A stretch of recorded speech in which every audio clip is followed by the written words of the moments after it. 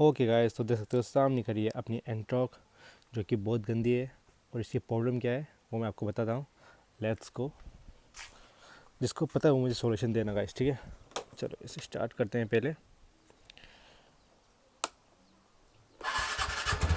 ये चेक करो भाई, ये चेक करो, इसकी साउंड चेक करो भाई, बहुत ही गंदी साउंड आ रही है।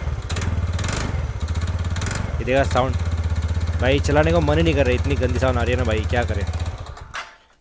जिसको भी पता है गाइस मुझे सॉल्यूशन देना कि क्या हो चुकी है इसे, क्या ये एग्जॉस्ट की साउंड है या फिर इंजन की।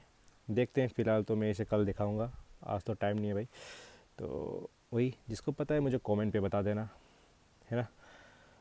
खर्चे कितनी आएगी कितनी नहीं आएगी।